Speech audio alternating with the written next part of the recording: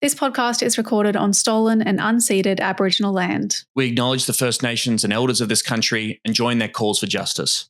Always was, always will be Aboriginal land. Oh, hey, everybody. We've got a new theme song.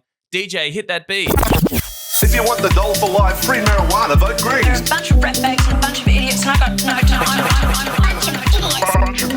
The Greens get way too good a run in the Australian media, way too free a run. Frankly, I've always found the Greens to be a real serious danger.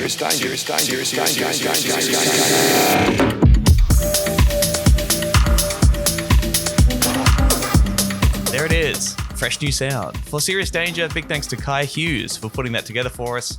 You might have heard Kye's work on the theme song for Lamestream, another great podcast. And he very kindly sorted us out with a new tune for Serious Danger, this podcast about green politics in Australia. I'm Tom Ballard, coming to the lands of the Wurundjeri and Bunurong people in Naarm, Melbourne. This is not an official Greens Party podcast. It is produced by Michael the Griff Griffin. Hope you're doing well. Got a great guest co-host for you, the former Greens candidate for the seat of Grayndler, general hero, person who's been through a lot of shit this year, but is not letting that cow her.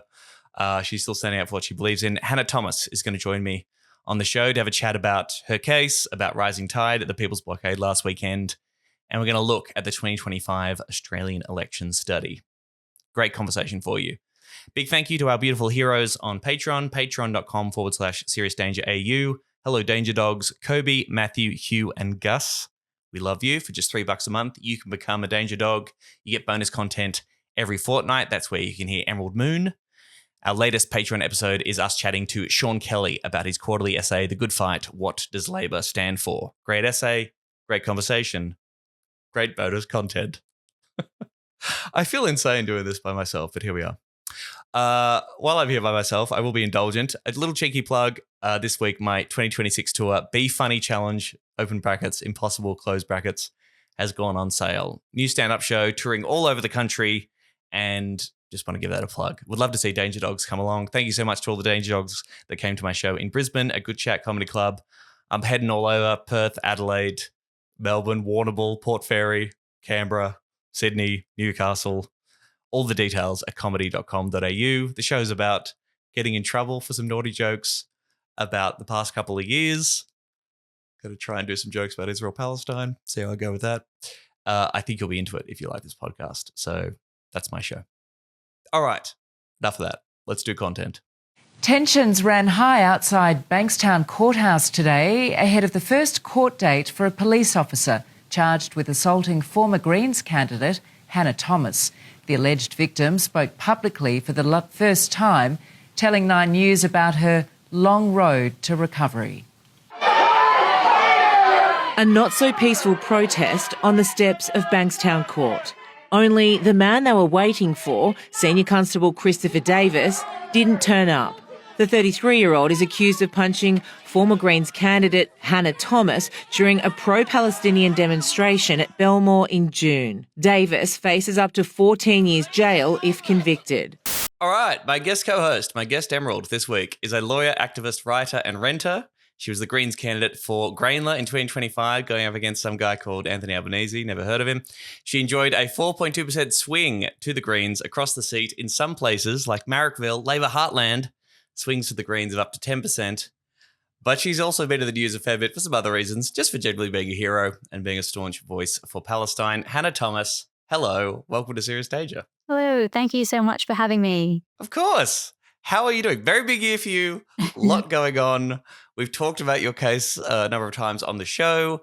I guess, yes, people listening to this would certainly be interested. How are you doing? How's your health going? How is Hannah Thomas doing in December of this year? Yeah, good. Very excited to see the VAC in 2025, frankly. I thought running against the Prime Minister would be the most eventful thing to happen to me this year, but apparently not. No. But yeah, I'm very good. I am excited to be done with surgeries and to have a bit of certainty about what the injury will look like for the rest of my life. So that's a relief. I can feel like I can medically move on. Still a long road ahead with the cases, but yeah, feeling much better. Well, that is great to hear. But yes, obviously the broader context sucks ass. We've discussed the story a few times on the show, but just in case anyone's missed this, if you don't mind, could you just sort of briefly summarize what happened to you at this protest in June? what the protest was about and the fallout since. Yeah, absolutely. So early Friday morning, very early in June, a bunch of amazing activists in Western Sydney had organised a blockade sort of picket of SEC Plating, which is a business out in a sort of Campsie area that provides plating and finishing services for components in the F-35 genocide supply chain for these F-35 jets. So I had arrived with a bunch of other activists. The police that morning had been told by their superiors to show zero tolerance. And that's what happened, basically. They came in from the get-go with the aim to crush the protest, had zero idea of the limitations of their powers. They basically thought, oh, well, we haven't signed off on this protest, so it can't happen. And that's the attitude they went in with. Basically, what happened was activists tried to question them on the limitations of their power, and they didn't have answers to those questions, and they got pissed off and just resorted to beating people up effectively. And I was filming the interaction, the questioning of police. Actually, a lot of the footage that's in the media was footage I took just before I got punched in the head. Oh, God. Yeah, so basically there was... Well, you're a content creator. That's good to know that your stuff's getting out there. That's great. I'm glad, because it captures just how ridiculous the police were. And to be fair, I wasn't the only person filming, but I did manage to capture a lot of it.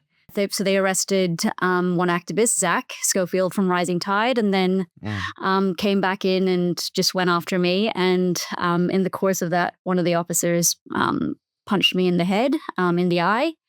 And went straight from that protest to hospital, and then have needed 3 surgeries since, managed to save the eye. But as a result of that, obviously I'm suing police.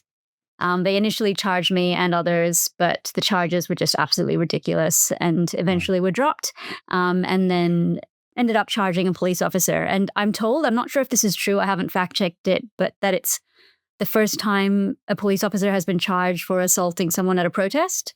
Oh my God. I'm not sure if that's true. I haven't actually fact-checked it. But if it is true, it's staggering because so many people I'm sure it's the have been first time it's assaulted happened. at protests. Yeah, by police. Good Lord. Okay, so there was initial reporting at the time. People, I'm sure, have seen these sort of really confronting photos of yourself in the hospital with a giant patch over your eye. There was talk about you losing your eye. I know you've had 3 surgeries since then. This injury will, it seems, affect your vision for the rest of your life.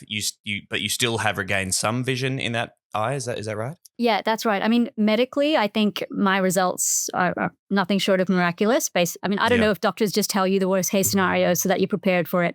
But I basically was like, okay, I'm losing an eye. Those hours in the hospital, I was Googling prosthetics. And glass eyes and what it's like to have a glass eye. So I was fully ready for that worst case scenario. But basically doctors were able to save it, particularly, I don't want to get into too much detail because it's probably boring, but basically the injury was at the back of the eye and they were able to close up more than they thought they were in the emergency surgery. And as a result, they were able to do a bunch of things in the second surgery, give me a new lens, reattach the retina, put a little band around the eye to keep it in place. So I don't have the vision I had before the accident, or I should stop calling it the accident, before the assault, but I can the see whoopsie, before the whoopsie, but I can see things. It's just very blurry, but hopefully once it's settled enough and I go to an optometrist, maybe contact lenses or glasses make it actually okay. But for the first, when it happened, I had zero vision. It was, people talk about 20/20 vision. I had 0/20 in the right eye for the first 10 days. But after the second surgery, I got some vision back. And nothing makes you feel inadequate in life more than knowing that there are people who can literally give you your vision back. Wow. Yeah, so the doctors have been amazing. Yes, and you're free to talk about this as much as you like. But I will say it is not boring. I can tell you that much. It's remarkable, traumatic. But yes, remarkable and miraculous that we have the medical technology to save that vision, and thank goodness that we do. So that's very good to hear. On the question of SEC Plating's role, now when we were talking about this on the show, I was constantly saying all the reporting seems to leave it as an open question as to whether SEC Plating is involved in the arms trade with Israel, between Australia and Israel, where they had a role in supplying parts or being part of the supply chain for F-35s, which are jets that are being used in Israel's genocidal war. You very kindly contacted us finally. I think I mentioned this once or twice on the show. And you sent me an email being like, fact check, I've got the inside here. Would you mind just clarifying with our audience about the fact that we definitely know that SEC plating does play a role in that trade? Yeah, I mean, I would say, first of all, that it's really disappointing that the media does this, but also, like, they still parrot the IDF's claims and Israel's claims. So we shouldn't have high expectations, sadly, for mainstream media. But I will say obviously Australia's weapons systems, export systems is so deliberately opaque. So in some ways, I don't blame them. Yeah. Yeah, SEC plating's role in F-35s was identified by anti-war activists, and it was hard to find publicly available information, and partly that was because the Department of Defense took down information about the F-35 supply chain in late 2023, obviously to hide the complicity of several Australian businesses and obviously the Department of Defense in the genocide. But yes, SEC Plating was one of the companies listed in the Department of Defense's webpage about the F-35 supply chain that was taken down, and that was obtained through an FOI some months later. And the role that SEC Plating is played is the plating and finishing of component parts. And from what I understand from activists, the SEC Plating contract for the F-35 supply chain is quite a small contract in their business. And that's what makes it a good target, because it's easier to get a business to divest if that contract is a small part of its business. You know, it's an easier ask. So in some ways, it was a very good target. Yeah, take the win. I mean, you sent me a link to an ABC article which has an illustration that has like an F-35 and like lists all the different companies that are involved in the parts. And clearly on there is SEC Plating, which involved in the coding, plating, and finishing on this fighter jet, right? So you sent me an ABC article on that. And yet in ABC reporting about the charges announced for the police officer that allegedly assaulted you, they still include this line. Protesters allege the company supplied components used in the manufacture of F-35 jets, the class of jets flown by the IDF. SEC Plating denies those allegations. This is still appearing in the ABC when it's like your own media organization. You could link to an article that you guys read, which clearly shows that this company is involved in this trade. This bullshit is still going on. It's wild. Yeah, promote some of your good reporting for a change. It was funny. I did Treat yourself to a hyperlink, mate. Yeah. I did an interview outside SEC Plating recently, and the owner came out and had a spray at us. And it was, I'm a massive idiot because I didn't even like put these denials to him because I had the opportunity. But anyway, yeah, they're still denying it, obviously, which is just ridiculous. But And the Labor government has still gotten away with this completely. Like, yeah, we have ABC reporting. We have an amazing report from Declassified Australia clearly showing that there has been a two-way arms trade, that export licenses have been issued and remained open between Australia and Israel post October the 7th. Mm-hmm. This is all, we all know this, yet Labor still seems to be clinging to the line of non-lethal parts are being put out there, or the Greens are spreading disinformation. And broadly speaking, the media have just completely let them get away with it. It's remarkable. Yeah, absolutely. Just briefly, the New South Wales Police response to your case has been wild. As we said, initially they charged you with hindering or resisting police and 2 counts of refusing to apply with a move on direction. There were charges laid against some of your comrades as well, including an offensive language charge against one man.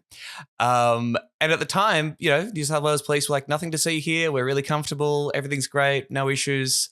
Don't even need a critical incident investigation here. That was the initial response from New South Wales Police. Cut to now. The charges have been dropped, and they've now charged this senior constable with very serious offences: assault occasioning bodily harm and recklessly causing grievous bodily harm, the maximum sentence of which is 14 years in prison. I mean, not that I think you're under any delusions about what the New South Wales Police was like, but even you, are you still surprised at just how dodgy they've been in handling this particular case? I mean, dodgy, but also the sheer incompetence. Like, we talk a lot about police brutality, but the police incompetence, they don't get enough credit for how incompetent they are. Brutally incompetent, yes. Yeah, I mean, from every part of it, from, you know, the move on orders based on fictional powers that they do not have, to the charges. I mean, one of the charges that I got hit with was a Cronulla riot era charge. I mean, these people, like, they let the Nazis rally, but I get hit with Cronulla riot charges. There was an admin error, Hannah. There was a communications error. It was a classic slip up. We've all been there. You're at work. You get distracted. Next thing you know, you approve a Nazi rally. We've all been there. Yeah, and the other thing, I mean, at the protest, the SEC plating protest, like I asked for first aid, none of them knew how to give first aid. I mean, What? and then in their fact sheet, the charge sheet, they said they gave me first aid. Like it's the ease with which they lie. They don't know how to do their job. It's just, I mean, these are the people that were given a 40%, in some cases, 40% pay rise by Chris Minns last year. Meanwhile, the nurses, I was amazed at just how patient and competent and just professional all the nurses I dealt with at every hospital I've been to since. And where's their 40% pay rise, Chris Minns? Yeah. God. Yeah, it's still the delusion of police are there to help people. Well, no, that's not actually how it materially works. Actually, the police are there in some cases to allegedly assault people who are standing up against a genocide, for goodness sake. I think we really infantilize police sometimes. Like we constantly talk about how hard their job is. Right. Like the head of the New South Wales Police Association was in the media recently saying that the charges against the officer who punched me, Senior Constable Christopher Davis, that those punches would potentially make it harder to police because police do such a difficult job and they might have to now think twice before they act. Well, they should think twice before punching people in the head. Like that's a good thing. Jesus Christ. But yeah, they just got this mentality Look, of we weren't happy about thinking right. once, all right? We were against thinking once before taking any actions. Now we have to think twice? This is wokeness gone mad. Totally. Yeah. Ugh. What happened with the commentary from our wonderful Home Affairs Minister, Tony Burke, at the time that was reporting that you sent concerns notices to the Minister for Home Affairs and Sky News because in the wake of the story back in June, he had an interview with Sky News and he said, for anyone wanting to have a protest, no one's above the law. When people were asked to move on by the police, they should have followed the police direction. Apparently they didn't. That was the level of sympathy that Mr. Burke had for your good self, even though the move on orders were bullshit and you were allegedly assaulted by this police officer, who could well be going to prison for his actions. What happened there? Any response from Burke? Any apology? They did send a response, no apology, but we determined that there are too many I have too many legal matters anyway, just decided it wasn't worth pursuing. But I got to say, of all the things to happen, that probably was one of the things that pissed me off the most, not least because Tony Burke, in addition to being the Home Affairs Minister and one of the most powerful people in the country, is also the local member for where that protest happened. Oh, SEC plating's in his seat. Yes. Okay. And so that police officer, like, how could you not be concerned that police in your local area are behaving in that way towards people of color? Like, he is the local member for an area that is incredibly diverse. Like, if I was a local member and that happened in my electorate, I would be disgusted that was the way police were behaving. But no, I mean, he just went straight into victim blaming mode. And, the thing that his line was that no one is above the law, like this sort of allegation that I thought, I was a Greens candidate, so I can get away with like it was just, I don't know, it pissed me off so much. I remember initially seeing that comment and going, oh, cool. He's saying the police aren't above the law and they might be held to account for their actions. And then I read more. I was like, oh, no, he meant the exact opposite of that. And he thinks that you're the villain here. Good Lord. Yeah. So, I mean, it raises the question about New South Wales' insane approach to protest. And we've seen, particularly since October the 7th, for a very long time, the right to protest has been under attack. But most recently, with both climate protests and pro-Palestine actions and protests, this insane regime clamping down on people's rights to peacefully protest against something like a genocide. The Human Rights Law Centre raised concerns about this erosion of protest rights to the United Nations Special Rapporteur on the rights of freedom of peaceful assembly and of association, and is sort of saying this protest permit system, this Form 1 system in which you have to get this particular permit and have it approved, and we've seen that being knocked back for a whole bunch of protests. Like, this is clearly eroding people's rights and is resulting in things like this kind of violent confrontation that you experienced. I mean, what's the future of these? Is there any real political pressure on a Labor government to wind back some of these draconian laws, or are they just cling to it as much as possible, and if they're not going to change it, nobody will? Oh, that's a hard question. I think they are under more pressure. I think, credit to Palestine Action Group in taking those laws or challenging those laws in the courts and getting them struck out. But, Chris Minns is just a premier who has zero regard for our right to protest. He went straight back and used the Nazi rally as an excuse to rush through more powers. I mean, the fact that the first thing he did was introduce new laws to clamp down on the right to protest outside religious sites, basically making the laws a bit tighter than they previously were. That Nazi rally had nothing to do with religious areas. Like if those laws had been in place, they wouldn't have stopped the Nazi rally anyway. But it's just Chris Minns using any opportunity to clamp down on our right to protest. So I don't actually see, obviously Labor, they're somehow not at all reading the writing on the wall that these laws are bad, that they're causing harm. They are more stubborn than ever. I think they will keep trying to clamp down on our right to protest, and people will keep getting harmed because of it. Obviously, the coalition will let them happen. I think the Greens have been really good in New South Wales at pushing back, particularly like Sue Higginson has been really good at holding them to account in estimates and otherwise. But I frankly think the best way to push back is just by protesting more and more. I think the Harbour Bridge showing complete defiance in the face of these anti-democratic measures. The Harbour Bridge March, 300,000 people marching in direct defiance of Chris Minns is probably the most important thing people could have done in response to their anti-protest agenda. But it is pretty grim. I think people don't realize how much the right to protest has been eroded. And the right to protest is, as important as the right to vote when it comes to democratic rights. And we would never tolerate these attacks on our right to vote, and we shouldn't tolerate them on our right to protest either. And of course, one's instinct would be, well, the Labor Party is, in theory, the political expression of the Labor movement. And the Labor movement is fundamentally based on protest and strikes and withdrawing your Labor, sometimes against the law, because we have crazy laws that restrict people's right to withdraw their Labor or to protest. But then you look at history and you go, nah, Labor governments at the state level have been more than happy to send in the cops and bust skulls of a whole bunch of union actions when it's against their political interests. They've been happy to get into government and then just serve the forces of capital, serve the forces of the powers that be, and any commitment to expression of dissent goes out the window when you're protesting against the shit that they're doing, it seems. Completely.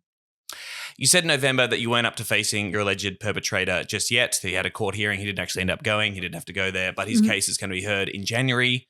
I mean, how are you feeling about that? Do you think you're going to be there? Do you play a role in that case, or how's that looking? I assume I'll be a witness. But yeah, I'm feeling fine about it. It's the annoying thing is like my civil claim against police for money, which, I've spent more than $20,000 in medical fees already. I haven't been able to work full time since this all happened. So I really want my compensation. Yes. That stuff all gets put on the back burner until the criminal stuff gets resolved, is my understanding. Right. So, I'm very grateful he's been charged. Most people don't get that justice, but I would also just like it to hurry. But also, I think I want to really reject, which I think assumes what's going to happen. They're going to try and paint Senior Constable Christopher Davis as, this bad apple. And I really want to reject that. And, Chris Davis isn't the threat to our right to protest. It's Chris Minns. So I do have a bit of worry that when the case comes and all that sort of stuff, it's going to perpetuate that narrative of a bad apple. So I think we've got to reject that. And yes, it's the system, right? Yes, I don't know anything about this guy, but yes, he's a police officer in a system driven to criminalize, demonize, dismiss and view peaceful protest, left-wing protest, as a threat to the status quo, and fomenting an atmosphere that says you're justified in doing anything to control the threat of a, no offense, but tiny woman who's protesting against the genocide at 6 a.m. I mean, what a disgrace. Yeah. And, I don't want to use the excuse that Nazi collaborators used of I was just following orders, but he was told to show zero tolerance. Right. That's what the senior police wanted. And the assistant commissioner straight after said he saw the body-worn camera footage and was happy with it, or thought his officers had done nothing wrong. Like, that footage isn't public yet, but I've seen it. And I'm staggered that any senior police officer could see that and think that's how police officers should behave. And if they do think that, then that's pretty disturbing. I mean, I think he was just trying to cover up more likely, but yeah. Bonkers. I don't know if you've been following the UK much, but of course there's this insane situation in the UK where Palestine Action has been listed as a terrorist organisation. People are protesting that. They're holding up signs saying, I oppose genocide, I support Palestine Action, and they're getting arrested left, right and centre. And there was a guy doing this funny video where he's like, he's there at those protests and he's going up to police officers going, I support genocide. Are you going to arrest me? Yeah. And the cops are like, no, you have a freedom of expression. That's no worries. Cut to them arresting a 75-year-old blind man or pulling him out of a wheelchair and arresting him because they're holding up a sign saying, I support Palestine Action, I oppose genocide. So in the UK, if you explicitly say to the cops, I support genocide, you're fine. That's your freedom of expression. If you support the opposition to that, then I'm sorry, mate, you're going to the clink. Like, we're through the looking glass, man. It's all bonkers. Yeah, it's just, don't these police officers have loved ones who tell them, God, this is really embarrassing. You need to stop doing this. Like, I would be so embarrassed. It's so cringe. In decades, people will be showing footage of you, and I'm going to have to watch you doing this shit. Been a pretty peaceful protest, really. I mean, we've had some fun chats with the guys on board. They lowered a speaker down so we could listen to some music, and we gave them a Greenpeace shirt. And they were asking us, like, what, you don't like coal? Well, what do you like then? Nuclear? Like wind? Well, you like wind? Because in China we've got wind farms everywhere and you don't have any wind farms. So I guess it's kind of ironic, really, isn't it? Coal shit's bagging us out for the lack of renewable power. Well, the protest will not be stopped. Not even for Hannah Thomas. As you say, the answer is to protest more, and that's exactly what you've been doing. Last weekend, thousands of people once again attended the third Rising Tide People's Blockade, seeking to block the world's largest coal port in Moolabimba, Newcastle. Hannah, you were there. Greens leader Larissa Waters was there. The band Lime Cordial were there. It looked amazing. Tell us everything. How was the People's Blockade in 2025? It was so good. I think I went last year just for one of the days, and I regretted not staying longer. So this year I decided to go for most of it. And it was absolutely incredible. A friend had described it to me as like a little break from capitalism. And it really feels like that when you're there. Like, it's such a lovely community. You know, all the meals are cooked, and it's just beautiful. In addition to being obviously a site of incredible direct action, not just really big mass civil disobedience, but also like small targeted actions that happened throughout the weekend as well. I think I was reading through a wrap of what the blockade had managed to achieve, and it's pretty staggering, in addition to just being like a wonderful festival atmosphere. So the organizers do an incredible job of nailing the protestable thing. It's great. I mean, we were there last year. We did a live show there, and we hung around, and I sort of had to get out relatively quickly, but so I didn't get to enjoy it for the whole weekend. But man, the vibe was extraordinary. It really was a protestival. Like, there really was a lot of joy and fun happening, along with, you know, just the sensation of a whole lot of people being really seriously committed to what they're up to. And people getting out there and getting arrested. How many ships were stopped or turned around in the end? Do you know the final number? I think it was like 3 or 4? My understanding was 15 were planned for that weekend. Whoa. They ended up cancelling a few. So I think only 2 ships ended up getting through. So I think they had cut down the initial plan of 15 ships to 5 ships. And then they managed to turn around, I guess, 3. But I think you can claim a bigger win because obviously they initially planned for 15 ships. Yeah, man. All right, great. Let's do that. And I heard some of the Port Authority were saying, well, some of these were non-coal cargo vessels. And I'm like, well, yes, sorry. That's the cost of trying to block. Like, your first piece of business is exporting coal. So we try to shut down that port. And if some other non-coal-based ships also have to turn around, sorry, that is the result of peaceful protest while we're in a climate crisis. So you're going to have to wear that one. I'm sorry, guys. Totally. And then there was the action on Monday as well, where I think it was like 16 activists who locked on to like coal equipment and also managed to stop the port itself, I think, from the loading act. So that was in addition to the ships being turned around, yet more disruption on the Monday. Love to see it. There were over 150 arrests, I think, by the latest reporting, including a number of the knitting nanas. They were arrested. 18 children, which is a little bit disturbing. You know, people under the age of 18, one as young as 15, apparently were arrested and charged under the Young Offenders Act. And you, right? You were arrested? I was arrested, as part of the mass action on the Sunday. Right, Yeah. which is everyone going out on the kayaks. And, That's right. Past the exclusion zone, past the little playpen where they had wanted us in. The little playpen. And how was that? How was your interaction with the cops? Was everyone getting arrested in a cheerful way, or how did it all sort of play out? So I personally, I didn't get punched, so that was a win.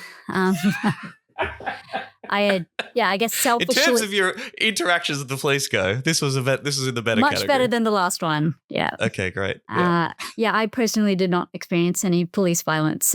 So yeah, it was good. I selfishly, obviously, I wanted to, contribute to the action and participate in the mass blockade. Obviously, the climate crisis is fucked. At the same time as it was happening, crazy floods in Southeast Asia, including Malaysia, where I was from. So I obviously wanted to participate for that, but I also selfishly trying to expose myself to police to get over the trauma, which is what my psychologist recommended. Although they didn't recommend I get arrested.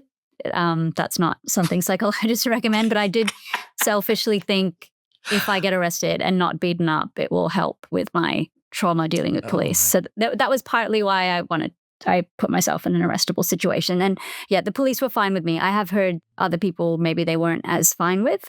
And just the whole weekend, they were unnecessarily kitted up, counterterrorism units, everyone in their big black, all in black with balaclavas, lots of equipment to deal with like grandparents on boats. Like it's just ridiculous, but yeah, much better experience than last time for me.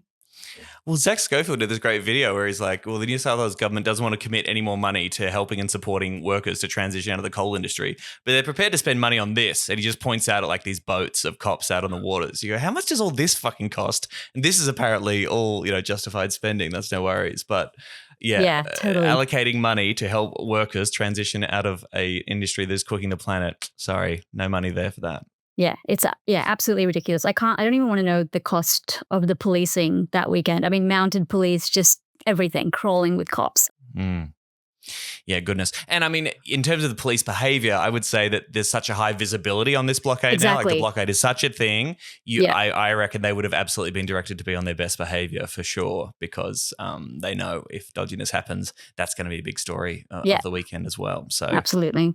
Which good. It's good that they know they're being watched and recorded and yeah. Sure. I mean, they should be like that all the time, even at 6 a.m. They outside should be thinking twice. But yeah. Maybe even 3 times. As you said, people might have seen this footage. Activists secured themselves to the anchor and the chain on the sides of a ship. That was some Greenpeace Australia Pacific Action activists. Congrats to them and thank you, comrades. The banners I saw said phase out coal and gas. I've also seen the words timeline now kicking around, which I think I might have heard once or twice before, but I think that's really interesting. That feels like a new front in the demands that we're calling for. Like, okay, yeah, coal and gas will have to go at some point is just not good enough anymore. It's like, no, what is your actual timeline? When is this industry going to end? Even when it's still profitable, we are going to have to bring it to the end. I'm sorry, because it's cooking the planet and there's a climate crisis happening right now. I thought that was an interesting kind of evolution in the demands from the climate movement at this point. Yeah, absolutely. And we're seeing, markets like South Korea move away as well. So it's a good demand to say, where's our timeline? Our markets are doing it. We owe it to workers to look after them and give them a just transition and for them to have certainty and for the local economy to have certainty. It's absolutely a good demand. The other demands: cancel all new fossil fuel projects, tax fossil fuel exports at 78% to fund the transition from those fuels and pay for climate damage. That's, of course, what Norway taxes their exports at, and end coal exports from Newcastle by 2030. So that's the timeline that Rising Tide is calling for. Just finally, it was a great piece from Jordan Beasley in The Guardian, sort of covering the protest over the weekend. And, she sort of says, looking at who are the people that are turning out here. And there was just this one great little insight. Among the crowd on the beach is 22-year-old Zach Tritton, who works in the coal industry in Newcastle. He's worried about the climate collapsing, and with it, regions like the Hunter that rely on fossil fuel extraction. He found out about Rising Tide through his housemate, and after attending a meeting recently, realised one of their main pushes is more support for workers like himself. I think this rhetoric coming from within the coal corporation, that coal's not going anywhere and the protests like this are here to threaten the communities and threaten jobs with people in the valley and across the coal regions is misleading, he tells Guardian Australia. He points to recent Treasury modelling which found the value of Australia's coal and gas exports will plunge by 50% in the next 5 years. We need to be prepared for it, he says. At the heart of the fears of these people in the industry that I spend almost every day with is that their communities will be uprooted, that their livelihoods will be lost. And I thought, I mean, what So an awesome powerful. young guy. Yeah. He's so powerful. Guy works in the industry, completely bucks all the trend, rejects all this narrative that people who care about the climate hate workers or don't understand workers or want these communities to collapse, and sort of saying, no, we're working in this industry. We can read the news as well, and we know when we're getting served bullshit. And it seems to me that Rising Tide really does get the class politics involved in Absolutely. the climate action that they're calling for, yeah? Yeah, totally. I think it's really smart. And you can tell that they are, Newcastle people because they're so concerned about looking after workers there and the region. But yeah, I mean, workers, we never blame workers, right? They're as much victims. And I think the fact that they've made it, I think this year more so than previous years is just my perception that they've made that such a central demand has been very smart. And I would say just on the topic of the transition, Chris Minns has said recently that, in the long term, the hunter will move from, I mean, not in these words, but from fossil fuels and coal to weapons. So there's, it's... Sorry, what? What's that? Yeah, well, the hunter is just such a interesting region because, people there obviously want a clean transition, but the Minns government has talked about making it a real defense hub. And right after Rising Tide, there were these amazing activists from a group called Demilitarise Newcastle who were like, basically saying, well, yes, we want an end to coal, but we don't want a weapons industry. And when F-35 parts get sent to Israel, they're getting sent there from Williamstown, just north of Newcastle. So, wow. The Hunter region is just, the workers deserve better than being transitioned from coal to weapons. Coal to weapons. We want to kill people in a different way. In a different way, yeah. And one thing I learned from listening or watching a Rising Tide video as well is that I think there's better plans for transitioning workers in coal industries for domestic coal, but there's no plans for workers in coal export, which would be the workers in Newcastle. So the government's really just abrogating the responsibility to look after workers there. And really Rising Tide's the only group, calling for a just transition for them. Yeah. Well, I mean, again, sad I couldn't be there this year. Great to see, and love and solidarity to all those involved. I assume that the people who were arrested will need some cash, or do you know much about the call to action as to like how we can support folks who might have been picked up by the cops over the weekend? Yeah, I haven't seen any fundraisers yet, but I assume there will be fundraisers, crowdsourced for legal fees. I have also seen that Rising Tide are organising an action camp in Newcastle in February. So I would encourage people to go to that as well, and to definitely keep November free next year, because I assume that's when the blockade next year will be. And there were so many Greens people there this year, and it would be great to have another big contingent there as well next year. Janet Rice was there getting arrested as well. Yes. My God. She rules. They're all heroes, I tell you. Heroes. Good morning, everyone. Well, it's day one.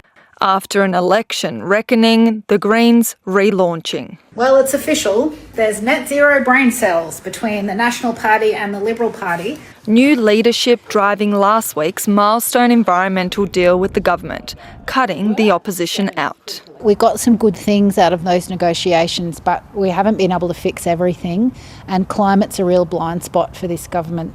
Marking up wins on native forest protections, land clearing bans, and closing a loophole to prevent fast-tracking of coal and gas. We got the best that we could get, and we stopped some really, really bad things happening. But the Greens have long campaigned to stop new coal and gas developments altogether. You had the opportunity last week to meet with the Prime Minister. Is that something you put to him, the no coal and gas, and what was his response? I will always put action on the climate to the Prime Minister, and every time I meet with him I raise that in some way, shape and form. And unfortunately it feels like he and I have got different priorities in that regard. That's unfinished business. Some within her party wanted more. the leader defending her approach to negotiations. I came up with a million different suggestions for how we could take steps forward on climate, and the government just rebuffed every single one of them. And that is heartbreaking. Globally, the Greens movement has secured a historic 4 seats in the UK. And in the US, progressive Zoran Mamdani is New York mayor-elect, campaigning on a platform of rent freezes and free childcare. And I think if Zoran was here in Australia, he'd be a member of the Greens. They're the values that we hold too. But in Australia, the Greens lost 3 lower house seats, including the former leader at the last election. I don't feel chastened in any way. Our vote held up. Since May, Greens support tracking downward from about 12 to 9%. The Greens just really aren't visible in some of those key policy discussions that, cost of living and housing, those sorts of things that voters are worried about. They've sort of retreated. Are you concerned at all that your messaging's not cutting through? Look, we're a smaller party. We don't take those corporate donations, and so we can't afford those glossy TV ads that, blare down people's screens. So that is a challenge for us to give people some hope, to reach them, and then to say, look, we're in here fighting for you. But we're up for the task. Under pressure to turn a new leaf with voters. Eva Stashevska, SBS World News. All right. I also want to talk to you about a bit of election nerd stuff, bit of election analysis, bit of data. Last week, we had the publication of the Australian Election Study on the 2025 election. This is a big study. It's overseen by the ANU and Griffith University. It is a comprehensive survey of voters fielded after every Australian federal election since 1987. If you're a politics nerd, and I assume if you're listening to this, you're in that world, you might have dove into one of these before. It is, some pretty interesting insights, particularly stuff that goes against the narrative. I remember after the 2019 election, if you look at that election study and you actually see where voters are at on questions like negative gearing and franking credits, doesn't actually tell the story that you would hear from the media or the Labor Party, which is the Australian people overwhelmingly rejected these reforms. That's just not the case. So there's been interesting analysis about the results in 2025, which I was interested in your thoughts on. Firstly, of course, you were a candidate for Gradler for the Greens. Can you tell us a little bit about how that campaign went and your experience of it? Yeah, I think it's the first time that, or from what I understand, the first time that a prime minister's biggest threat in their own seat was the Greens. And obviously the margin is significant, but that's a pretty cool challenge to have, to get to run against the prime minister on a platform that's significantly more radical and left, and I think because the seat was seen obviously as not winnable, not a target seat, it gave us a lot of freedom to just go as hard as we wanted. So I think the team and I really were like, well, we're just going to go after this guy. Like we'll talk about Dutton a little bit, but we want to talk about Albanese. And it definitely, I feel like it really landed. And I think in Merrickville, he's obviously known as the boy from Merrickville. It was pretty telling that he went backwards in every single booth in Merrickville, including his home booth. And we went forwards, and we ran really hard on Palestine because I think people forget just how progressive his electorate is. It's like a Wills or a Melbourne. It's like he is we're so hearing out stories of touch. about Labor branches in the seat, regularly passing motions, condemning, calling on the Labor government to introduce sanctions, like clearly being far to the left and actually holding Albanese to account to the values that he espouses on the Israel-Palestine question. But of course, those motions didn't seem to have much impact internally on his position, it seemed.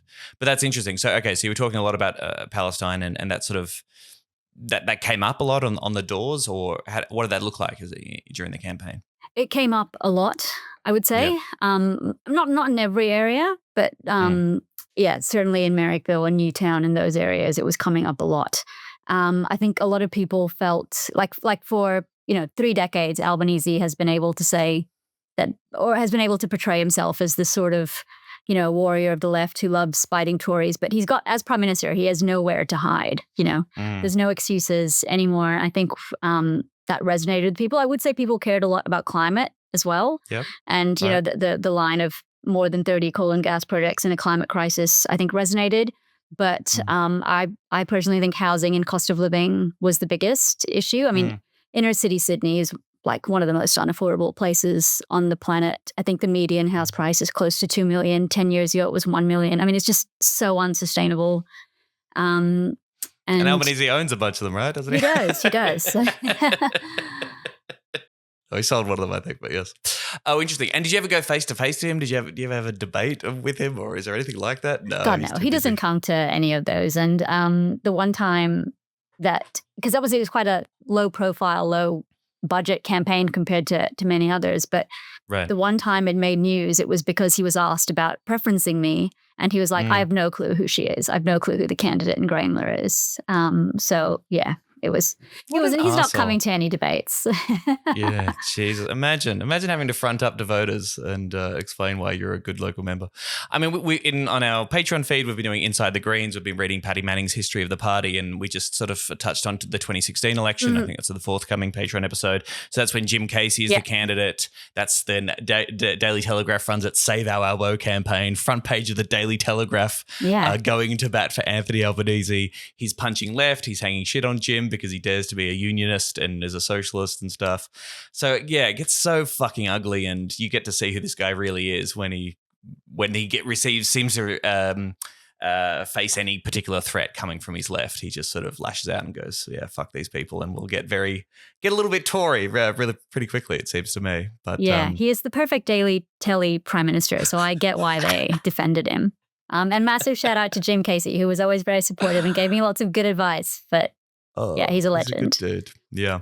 Was Advance appearing in Grainler at all? Was it no? They no, were focused on you guys. They were very active during the Inner West council campaign. That's right. Yes. But not during. I think during the federal, they focused more on teal areas, and I think they just were like, "Oh well, there's a member there who's pretty Zionist anyway, and he's probably not at that much risk of losing his seat, so we're not going to bother." There you go, Alvo. You're not a threat to the status quo or Zionist ideology, so you could stay. Have you had a chance to have a look through the election study or some articles around it? Anything sort of jump out to you about lessons from 2025? I mean, I think some definitely positive things about the long-term shift away from the major parties. Even if there was a slight bounce back to Labor, it was by no means, in terms of the popular vote, a resounding victory for Labor. That's obviously a really good thing for Greens and minor parties. I think that was probably the most standout positive point I took. Yeah, I think it was there were more people who weren't partisan aligned than people who identify as being aligned to the Liberal Party, right? So that group of people is actually, I think it was like 35% of people saying, non-partisan, I vote differently every election, and honestly weigh it up compared to the 34% of people say, I pretty much always vote for the Liberal Party. So yeah, that is reflecting the continual secular decline of people's support for the two majors, that's for sure. Just a few headline stuff that's out of a conversation summary of the election study. The policies of the election campaign set the two major parties apart for voters. In 2025, Labor had the preferred policies on 9 of 10 areas examined. Now, I assume this is just out of the two major parties, but yes, only on national security was the Liberal Party, I think, equal to Labor when it comes to those issues. But 9 out of 10, including economic management, Labor is winning, which is a pretty extraordinary change, but sort of an explanation as to why people preferred them over the horror show that was Peter Dutton. Peter Dutton was the least popular opposition leader in the study's history. Owned. Albanese's a front compared to Dutton on all the indicators: compassion, honesty, trustworthiness, and inspiration. Now, I would argue that Peter Dutton is a very low bar. Literally the lowest bar. This study has confirmed. Yeah, there you go. Some generational questions, some interesting stuff. So millennials and Gen Z accounted for 42% of voters at this year's election. So we're making up a massive part of the electorate. Among millennials, coalition support fell from 38% in 2016 to just 21% in 2025. Labor support among this cohort has climbed from 33% to 37%, giving Albanese a 64-32 lead over Peter Dutton. Among people in their 30s and 40s, support for the coalition has fallen almost half. So again, surprise, surprise, younger people are more progressive, but I think also as millennials are getting older, they're not doing the classic shift to the right that we're supposed to apparently go on in our political maturing, as some people put it, which is fucking bullshit. Yeah. I do think though, like the one problem, not problem, but one thing with the study is it's still like from my interpretation of it, is it's still got this binary of like, oh, Labor's left and the coalition is right. Like, Labor is effectively a centre-right party. I mean, if people are voting Labor as millennials, that doesn't mean they're progressive necessarily. Like, Labor is doing the work that previous coalitions were doing. It's not some massive win for the left that people are moving from the coalition to Labor. They're moving to Labor or staying with Labor because they effectively are the centre-right party. Oh, honey, I agree. You're telling me it's bad news that these people are voting for Labor. But I think it would be fair to say that Labor can make seemingly left-wing progressive appeals to young people, right? Like, I think Labor is more attuned to the idea that they need to at least present a progressive facade. Otherwise, they're going to bleed more young voters to the Greens or to the Socialists. I think that's probably true. Yeah, and I think student debt was a really good example of that. The 20% student debt cut. The maddening. So is student debt good or bad? Labor, it's bad. You want to cut it. Well, maybe you shouldn't have introduced it in the first fucking place, you psychos. And maybe you shouldn't introduce exactly the same level of debt for students who are going to uni next year. Maybe we should have a free, higher public education system. How about that? Far too radical. Yes. No money. All money for submarines. All right, this is the stuff that I pulled out of the election study itself that sort of appealed to me. Around half of those voting for an independent voted for Labor or the Greens in 2022. So that's interesting. In 2022, you had a bunch of people who were voting Labor and the Greens, and they made up half of the vote for independence in 2025, if that makes sense. So some people saying, yes, maybe even the Greens is not for them, or there's a tactical vote there to try and vote for an independent to unseat the incumbent. So that was sort of an interesting outtake. On political trust and democratic reform, trust in government and satisfaction with democracy have remained stable since the last election. 70% satisfaction with democracy. This represents a modest recovery from historic lows in political trust observed in the 2010s. What do you think's going on there? I think that could be a little bit like, whatever you want to say with the Albanese government, they have been relatively scandal-free. Depends on your definition of a scandal. Supporting genocide, pretty scandalous. But in terms of, interpersonal stories about minister corruption that we saw under the coalition, that's been pretty absent. I think that'd be fair to say. Yeah, absolutely. And the 2010s were obviously characterized by just leadership changes that were ridiculous. Like, multiple people, when you were like, oh, I live in Australia, they'd be like, oh, that's where you have like 5 prime minister, you change prime minister every year. So I think that did feel probably like chaos. And so I understand why trust and confidence would have fallen during those periods. And the Albanese government, apart from losing Senator Payman, has otherwise been extremely stable. Backbench discipline has been very good because they are all useless sheep, unfortunately. Now Cusick has found a bit more of his voice, which is good. Yes. But I think, from the outside, if you don't engage much, then it's a very cohesive, mature government, if that's what you look for in a government, and you can look past all the bad stuff that they're actually substantively doing. They're matured, they're disciplined, and they're being complicit in a genocide. They're right? all There's been united no scandal. in support for genocide. The proportion of Australians who report they would still vote if it were voluntary at 74% is the lowest point on record. Still incredibly high. I guess that's a result of us, fostering a political culture in which voting is compulsory, but kind of interesting there. Support for Australia becoming a republic is trending upwards, attracting support from a narrow majority of Australians, 56%. Of course, even if that is a narrow majority, I don't think that's anywhere reflected in the cultural conversation we have around republicanism or about the state of the monarchy, even as Prince Andrew, the guy formerly known as Prince Andrew, loses all his titles because he's hanging out with a insane pedophile. But I guess it seems like the government's lost their appetite for that debate after the voice referendum as well, I suppose. But I don't know. Do you have strong Republican sentiments? Yeah, obviously hate the monarchy. And it's pretty gross that Prince Andrew could be the head of this country. If a bunch of them weren't a plane crash, I think he's still technically in line, even though he's lost the titles. Is he still in the succession? Okay, I think he is. But the Albanese had Matt Thistlethwaite as the holder of that of the assistant ministry for the Republic, and he axed that portfolio. He obviously had said he only wanted to have one referendum as prime minister, but it's not clear if that was one referendum per term, one referendum her prime ministership. I don't know. But I mean, people love the Queen, bizarrely. But there's no, but there's no love for Prince Charles. So it feels like a good time to do it. Like, do it, please. On democratic reform, more Australians would prefer 4-year parliamentary terms, 42%, to 3-year parliamentary terms at 30%. Interesting. Certainly, mandated terms would be ideal for me. There is also high public support for the idea of a citizens' assembly in Australia. 48% in favour, 20% not in favour. Some interesting little insights. Foreign policy, I think, is really interesting. Confidence in the United States to come to Australia's defence dropped from 73% in 2022 to 54%, its lowest point on record. That's a little bit of the old Trump factor going on.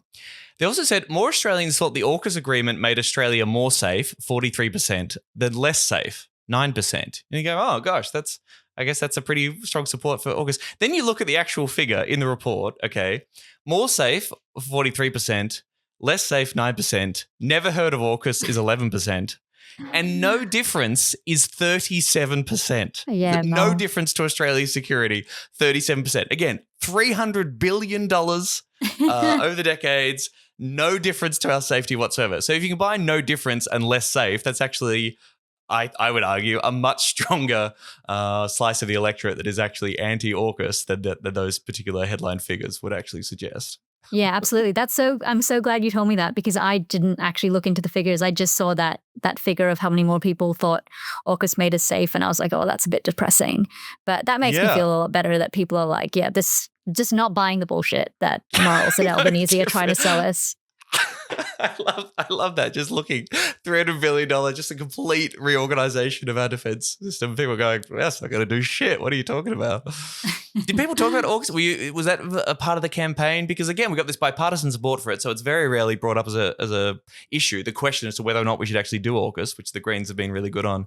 Shoebridge, I think, has been making the case as to why it's an absolute shit show. I don't know. Did that cut through much? Were people talking about it?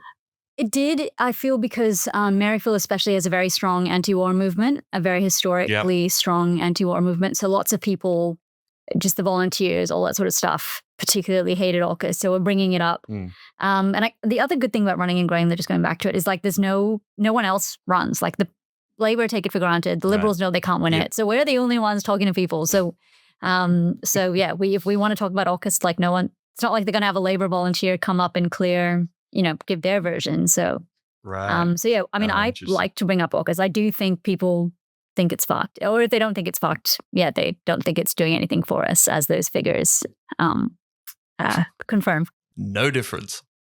In terms of the most important election issues in 2025, according to the study, surprise, surprise, cost of living was number one. That jumped from 32 to 36% from 2022. So number one for most people. Next was health and Medicare, went from 10 in 2022 to 13% in 2025. Management of the economy was actually dropped from 15% in 2022 to 12% as the number one issue in the election for people. Then taxation, housing affordability, immigration, climate change was then at what 1, 2, 3, 4, 5, 6, 7, the seventh number one issue, and that actually dropped from 10% of people saying it was the number one issue in 2022 to just 5% in 2025, according to this study. Again, reaffirms my depressing thesis that we don't need. It will take another climate disaster, another tragedy, a horrific bushfire season, an insane flood for this to once again come back to the top of the political agenda and people seriously taking a look at what the Labor government is doing in trashing the climate for it to sort of bite again. Would you say that's fair enough? Yeah, absolutely. I think, as much as these reports are really helpful in showing long-term trends, but I also think elections are so much like just a product of a moment in time. And, if Cyclone Alfred had been, I think that was the one that was around that time. Yes. Yeah, if Cyclone Alfred had been absolutely devastating, the election results could have been different. And I'm very glad it was not devastating, to be clear. Yes. But yeah, absolutely. In the next 3 years, if there are big bushfires, if there are big floods, and we know they will come, even if it's not in the next 3 years, obviously climate will be on the agenda again, as it was for Morrison with those bushfires.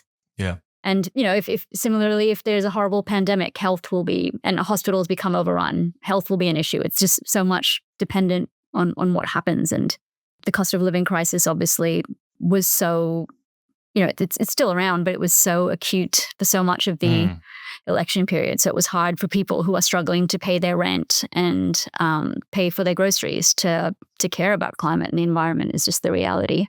Yeah, true. To that point, when we've got the breakdown of most important issues by vote, cost of living across the board, the number one issue. 34% of Labor voters, 39% of Coalition voters, 34% of Greens voters, so the same proportion of Greens voters caring about cost of living as Labor voters. Other voters, it was 29%. Next up, what else is interesting there? Economy and taxation, 31% of Coalition voters. Surprise, surprise, it's just 7% of Greens voters listed that as their number one issue. But the other big difference you'll see is, of course, environment, which would include climate. For Greens voters, 27% of voters said that was their number one issue. For Labor voters, it was just 9%. For Coalition voters, it was just 1%. So there you go. What about your beachfront properties? It's a very good point. That's the new campaign. Hey, Coalition voters, yeah. Think about your holiday homes. They're going underwater. Housing affordability, 10% of Greens voters said that was their number one issue, just 7% of Labor voters and just 5% of Coalition voters. So once again, giving a lie to the idea that Greens voters are all materially safe and university educated and perfectly comfortable. It's like, no. As we've seen in this election study before too, still one of the highest proportion of Greens voters comes from working class people earning under 60K a year. It's often young people who are often, really in precarious economic situations. So the data gives lie to those reads that we're all just university educated toffs. What else is worth talking about here? Well, why don't we sort of wrap up and sort of say, I guess, based on your experience campaigning in Grainler, based on some of this information, based on your read on how things are going at the moment, the vibe for the party and moving forward and the political circumstances as we see One Nation surging in the polls and Greens losing a little bit of support, it seems, according to some polls across the country. Where do you think the party should go from here? What should be the strategy? What are you focused on? Very big question. Sorry. Yeah, I mean, obviously, no pressure, but this will save us. So just whatever you say, we'll do, and then everything will be fine. Yeah, I mean, I would say, if we're not doing that well in the polls, it's unfortunate, but at the same time, it's not the end of the world. We're so far out from an election. And so, I always think the phrase, a week is a long time in politics is so true. Like so much could happen between now and the election. And people who think that these polls mean we'll necessarily not do well next elections or that Labor is a shoo-in for a massive victory. I just think those sorts of predictions are just so premature to make. I would think we absolutely still need to be talking about the material interests of people. In Sydney, at least, the housing crisis is worse than it's ever been. A median house price of $2 million, like that 5% house deposit scheme has absolutely turbocharged the market here. If we're not talking about house prices, we are, not talking about the issue that matters to so many people and rent costs as well, obviously. The climate as well. Obviously, we can't lose that base. We have so much credibility on the issue, and the reality is, unfortunately, it is likely we'll have climate disasters between now and the election. And we're the only ones saying that will happen and that we can stop those climate disasters getting worse, despite what the major parties want to do. I think we need to be doing obviously a lot more on the ground campaigning, using the state elections that we have between now and the federal elections to get out there and talk to people. And, people don't think in jurisdictions. If we're campaigning at a state level strongly and talking about meeting people's material needs, and, going out there and helping the community, that translates at all levels as well. I tell you, sorry, one other table from the election study that I think is really interesting is the previous vote by the 2025 vote. So that is of the people who voted Labor in 2025, what proportion of them voted Greens at the last election, for example? So for the Labor vote, that was 5%. Okay, 5% of the Labor voters in 2025 had come from the Greens. Whereas 75% of the Labor vote had come from, they voted Labor last time as well. For the Greens vote, 56% had voted Greens last time. 23% of Greens voters, according to the election study, voted Labor in 2022. So it's interesting, like in terms of the vote conversion and whether we're winning people and that disaffected voters sort of coming to us. Again, if you looked at the mainstream narratives about the Greens not doing so well in the election, you would get a very different story. So it's worth looking at that and really thinking about the way that people are coming to the Greens, I suppose, fueled by a level of disappointment and disillusionment in what the Labor government is doing. And I think there's huge potential there to keep people winning to that message. The thing that would undermine that is by us second guessing ourselves or abandoning the stuff we believe in or sort of taking the brakes off. I think winning and losing is part of being a political party. And as long as you hang on to the stuff that really matters to you and the things you care about, then I don't know any other alternative strategy forward, you know? Yeah, and I think we should generally not accept what the mainstream media says are the lessons we should take. You know, for the longest time, and they still do, the mainstream media has tried to tell Labor that the reason they lost the 2019 election was because they campaigned on, ending negative gearing or phasing out the unfair tax handouts. Like, I don't think that was the reason. I think their own post-election study says that wasn't the reason. But the mainstream media wants us to think that's the reason, so they never, Labor never brings about a policy that challenges property investors and landlords or anything. Change anything. The narrative for the media is you wanted to change something and that really didn't work out for you. So why don't you just stick to this, like, changing nothing? And we'd really appreciate that. Yeah, exactly. So the fact that they're saying, oh, well, you blocked too many things, or you talked about renters too much, or you talked about the fact that Israel is killing children every day, like, that was too much and you did badly and you should stop caring about those issues. I think that is not the right lesson to take. And I think one of the reasons it's not the right lesson to take is, we can see it in the seats that we did well. We're talking to new audiences. We're appealing to, mortgage belt seats, not just, our traditional inner city areas. And that's a massive positive to take from the election. Obviously, it's not enough to flip seats just yet, but it could be if we stay on this track. Yeah.